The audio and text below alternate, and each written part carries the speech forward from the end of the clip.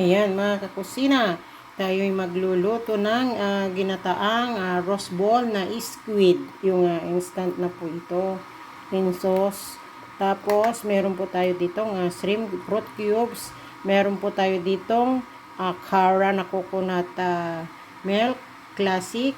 Meron po tayo ditong sili na babad na sa suka, leeks, at meron po tayong ditong ampalaya, kamatis na nilaga ko na.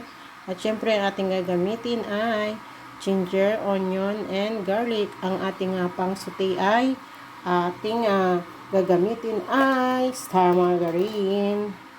And unahin natin ang luya. Ang ilalagay natin luya. Gagamit din po tayo dyan ng asin, konti lang.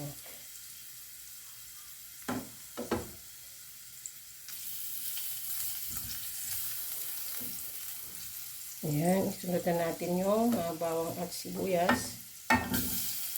Mabilis lang po ito. Kasi luto na rin po yung ating squid. Nilagay na natin ang kamatis. Nilaga ko po itong kamatis.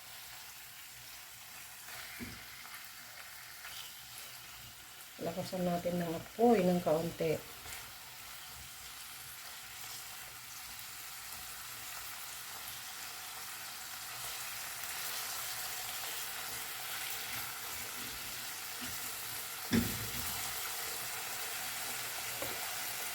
Ilagay natin ang ampalaya. At lagyan na rin natin siya ng 3 sili. Hindi natin itinapon yung sabaw ng squid. Para meron po tayong yan. Yun lang. Bahagyang pangluto dito sa ampalaya.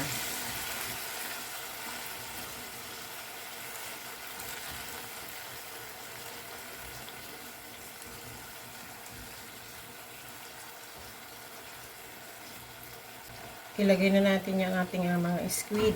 Ay, ang lalaki.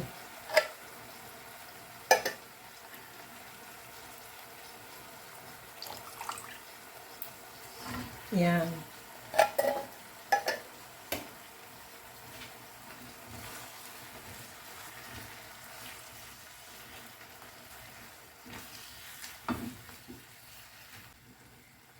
Yan natin ng paminta. Hindi natin nasabi itong paminta guys. Pero meron pa rin.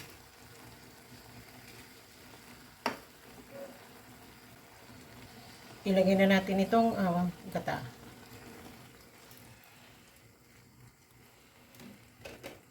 Sayang. Kunin natin lahat.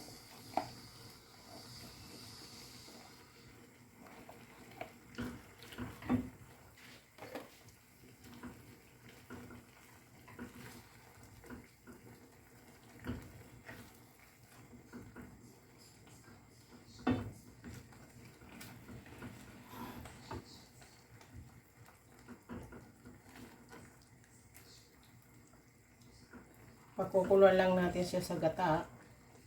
Pag kumulo na itong gata at lumabas na yung manti-mantika niya, ay well done na po ito. Diba? Mabilis lang po tayo magluto. Instant ang ating gamit. Lagyan natin ng salt. Kunti lang ating ilagay kasi baka umalat na tayo.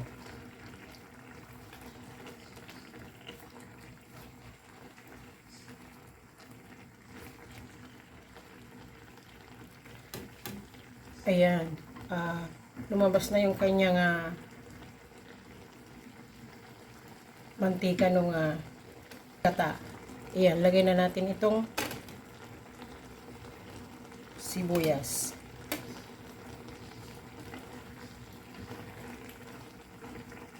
Pero syempre, nag-iwan tayo ng sibuyas para sa presentation niya. Ng leeks.